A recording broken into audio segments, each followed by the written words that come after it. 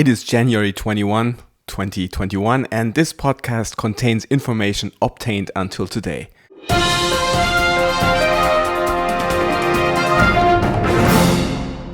So today I'll share some impressions after reading the EU-China Comprehensive Agreement on Investment Principles, the so-called CAI.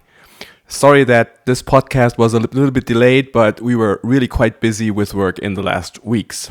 And as always, please remember, in case you like this video, please press the like button and subscribe to my channel. So on December 30th last year, 2020, these so-called principles of the CAI were signed. Does this already actually change anything? No. It's actually really important to know these principles are only the starting point to the pending finalization of the detailed text to be legally reviewed and translated before it can be submitted for approval by the EU Council, the European Parliament, and of course also by China. And even if approved, it will thus still take some time until the CAI would enter into effect. So today's video tries to highlight three of the key elements published so far. Number one, market access commitment. Secondly, treatment of foreign, so non-Chinese employees. And three, the level playing field and sustainable development. Now let's first have a look at market access commitments. China has committed market access in manufacturing and service sectors, and I would like to highlight four specific areas. Market access commitments in the general manufacturing and the automotive sectors are of high practical experience, since these areas of course constitute a quite large portion of the EU overall investment in China. Secondly, relevant, for example, for Industry 4.0, might be that China has agreed to allow investments in cloud services by EU investors up to a 50% equity cap. Improved market access is also granted for EU investments in international maritime transport auxiliary activities like cargo handling, container depots, and stations.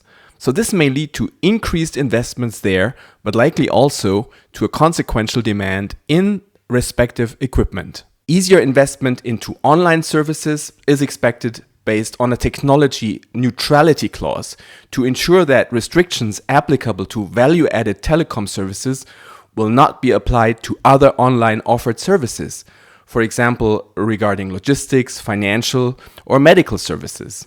Now let us move on to a different topic, to the foreign employees. Based on the published principles, managers and specialists of EU companies shall be allowed to work up to 3 years in Chinese subsidiaries, without restrictions such as labor market tests or quotas.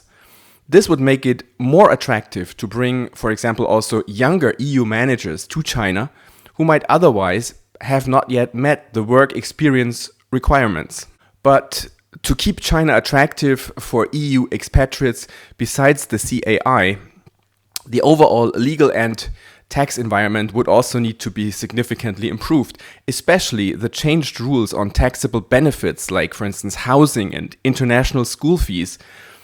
These kind of allowances, effective from January 2022, are already triggering much uncertainty among expatriates and their China-based employer companies.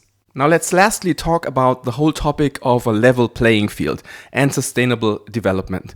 The CAI includes clear rules against forced transfer of technology, for instance by emphasizing the contractual freedom in technology licensing and confidentiality of business information collected by governmental authorities. What about investment fairness? Here the CAI requires transparency in subsidies in the services sector, attempts to discipline the behavior of some state-owned enterprises, for example regarding sourcing and sales, and would also grant equal access to standard-setting bodies. Thereby, investment in China shall be made fairer for EU companies. Regarding both above points, the rules against forced technology transfers and on the investment fairness, the key issue will be how China is actually implementing these commitments. It's one thing to have the central government commit to certain rules, but then in practice the key will of course be the actual implementation on the local level. China has also made commitments in the labor and environmental area, including ratification of ILO, so International Labour Organization, conventions, and the implementation of the Paris Climate Accord. We may have a look into these in more details in one of the following podcasts. So that is all for today. Hope you had fun with this podcast, and 再见 from Shanghai. If you like this video, please press the subscribe and like button below. In the description, you can also find a link to my LinkedIn channel.